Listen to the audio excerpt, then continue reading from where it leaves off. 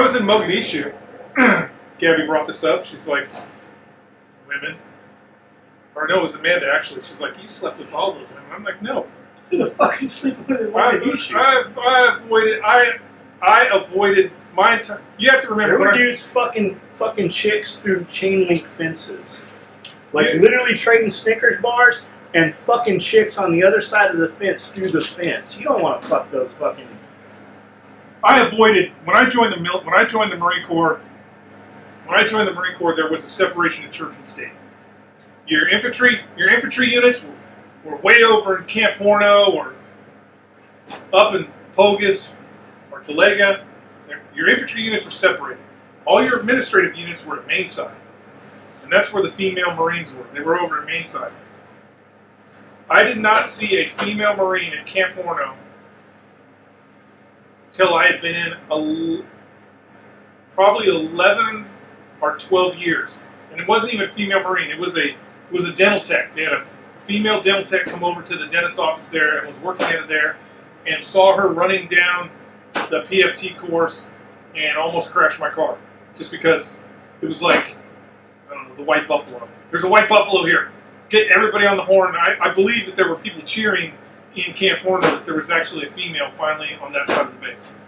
So the first real interaction I've ever had with service females was service-related females was in Mogadishu. When I was in Mogadishu, the 10th Mountain was there. The 10th Mountain, same thing. It's an Army unit, but they brought support. So they were still filling administrative roles. So you couldn't, at that time, there was no infantry. The infantry was not open for any females. But they were filling administrative roles. So they brought 32, I want to say it was like 32 females. So they brought these females to Mogadishu. And the problem with saying that, and I get why I get why women are like, I want to be in combat because I have to do combat-related things. There are related things that could put you in harm's way, but it's once again, it's totally different than being up on the front line every day, staring the bad guy in the eye. So they had these 32 females there, and there was only 9 of us Marine snipers that were able to go ashore in Mogadishu. This is right after Black Hawk Down. We were there to replace the Special Forces snipers that were in positions in Mogadishu, so the Special Forces snipers could go and actually do what Special Forces guys do, train locals to fight against the bad guys. Hearts and minds. Yeah, hearts and minds. They want to do the Green Beret, build because they're not warriors. They wanted to build a school and they're not killers. Create irrigation duct and whatever, plant crops, all that Special Forces stuff that they do. So they let us 9 snipers come in. Fucking with you, Scott. I'm not. Leo. Replace those snipers. And the SEALs had already been kicked out. Yeah, the SEALs have already been kicked out. Well, actually, at this point, at this point, the SEALs have not been kicked out yet, but it's coming at a rapid rate because, I'm sorry, dudes. I don't know why it is when you get in a combat environment, what's that hat that all the sailors wear, that dog bowl thing? That they have the Snoopy bowl? Yeah, the Snoopy bowl. I don't know why you guys take that and throw it in the woods and then put on cowboy hats and start running around shooting guns in the air, but you can't help it for some reason. Anyways, so they brought us 9 snipers ashore, and we were kind of unique because we were Marines, and there was only 9 of us, and we were actually assigned to JSODA, so we were assigned to the Special Forces guys, and we took liberties that Marines don't normally take. As far as my big ass mustache that I had in Mogadishu was a big one, like I should have been part of Pancho Villa's army. It was a big Mogadishu mustache that's not authorized in the Marine Corps. Our big ass Oakley sunglasses. We probably look more like SEALs than we look like Marines. We were sewing pockets on our sleeves back then. I know it's all the rage now, but we were doing it back in that time frame. And so the Army females wanted to.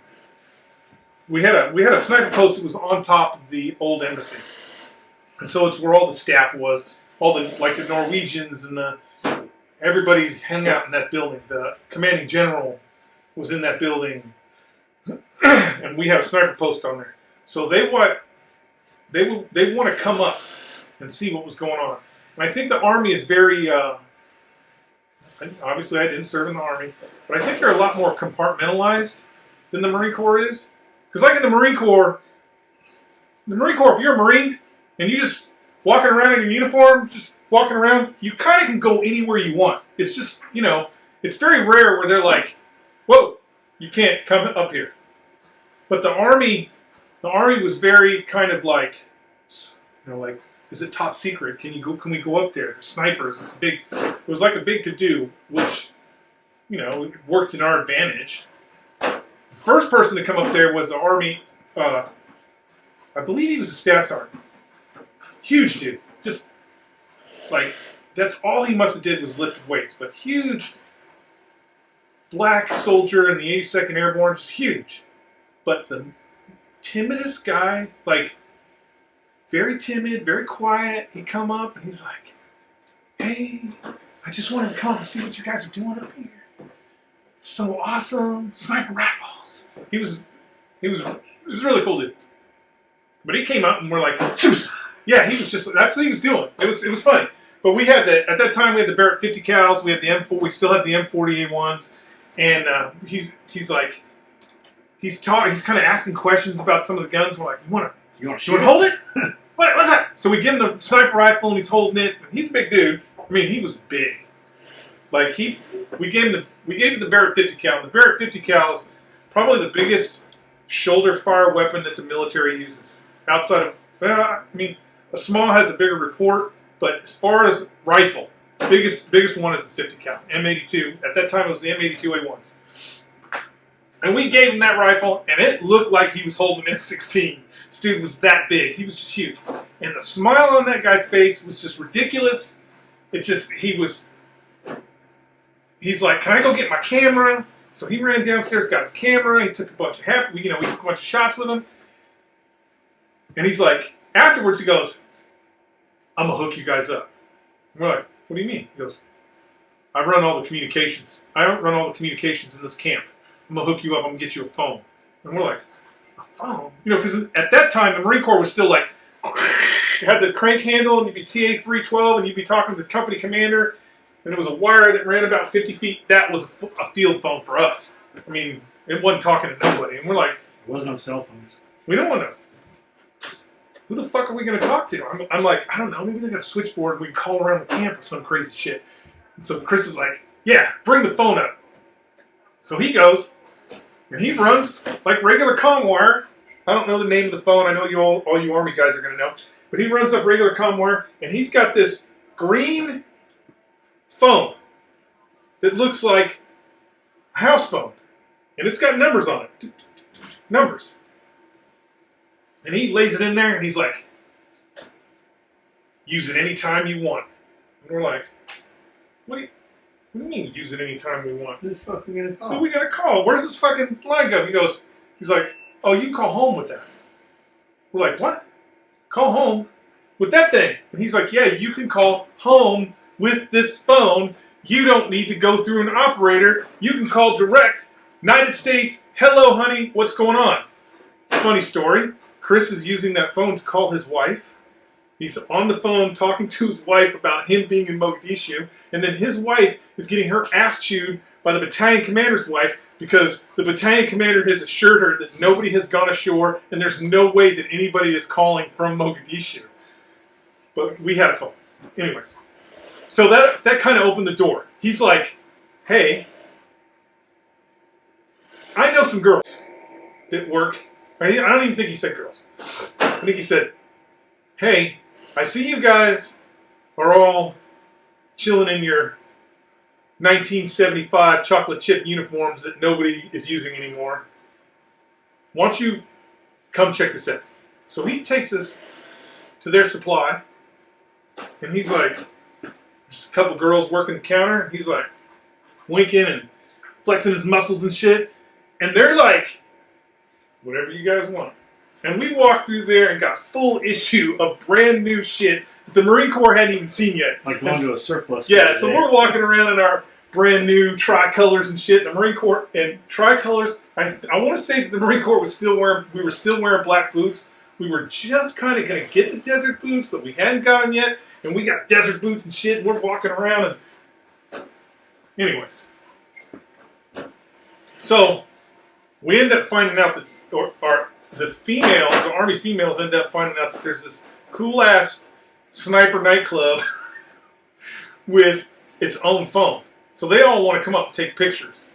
So we end up getting to know, the girls go up there and we get to know them and shit, and they're sneaking around and shit. And but this is my first experience with females in the Army, and these girls were all administrative, but the Army would have to make milk runs.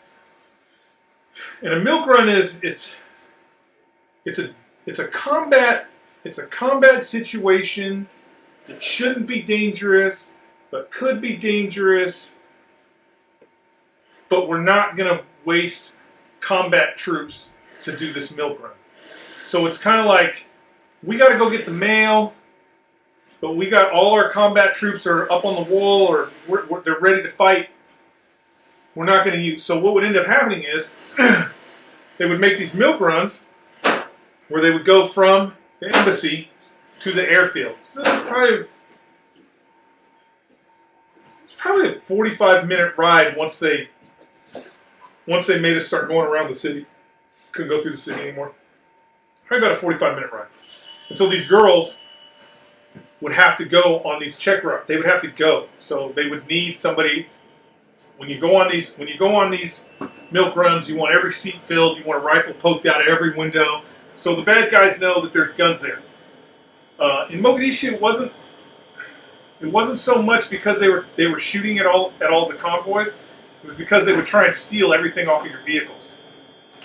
So you'd want somebody sitting in every seat, because literally, if you drove a Humvee in Mogadishu down the street, and you're driving down the street, and you had a seat open. Even if you had a dude on the top with a 50 cal, and a dude over in this seat with a fucking M60, and a dude in the front seat with a flamethrower shooting the flamethrower out, and you were driving down the street in Mogadishu, and you had an open seat, by the time you got out the gate and made the turn to go down the road, you look over your shoulder, there'd be we call them skinnies because they were skinny, there'd be a Somali sitting in the seat next to you, smiling and shit. He'd have half your dooskier on, ready to jump out the door, and shit like that. That quick. They were that quick. So, anyway, so these females would have to go out on what we call these milk runs. And at that time, they said, so these Army females, to a girl, not a single one of them said, we're really proud of what we're doing here. We made the right decision. Every single one of them said it's the worst decision they ever made. And if the 10th Mountain were to deploy again, they would get pregnant, so they wouldn't have to deploy. Which it's an option for a female. A female can do that. It's a terrible decision, but it's an option. There's nothing a man can do. Like I said before, if one of my Marines broke his arm or broke his leg and we were getting ready to deploy, they'd be like, get on the boat, bitch. You're going too. So there's not an option. So there's my Mogadishu females. They said they would all get pregnant rather than deploy to a combat zone again. And they refused. There was a certain point where they refused to leave the wire. So they weren't even going on the milk runs anymore. Any of them get pregnant? I don't think so. Because the numbers are so high on the other ones. I wonder why they weren't there. Because the Army, at that point in time, the segregation was awesome. Like that was a long time ago. To get to where they were, so they had their own, basically, the way the COC was set up, they were in the center where they sleep. They were actually in a hardened building. They slept in the center in this U shape. It had one door into that, no windows. So it almost looked like maybe they converted jail cells, like it was a jail at one time.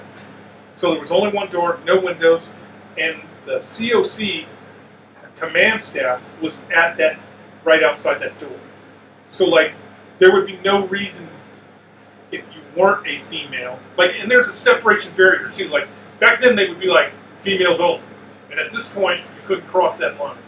And so there would be no reason for a dude to, like, a first sergeant wouldn't even go in there and look at their living conditions. Guys weren't banging them chicks when they're up in hindsight? Oh, I can't prove or disprove any of that, but that's different because that was Marines. It wasn't Army. Because Okay. even the same thing. And none of them chicks got pregnant? None that I know of. None that I know of. Because even the same thing happened. But it was still happening. Oh, yeah, it was still happening. There was still sexual coitus going on.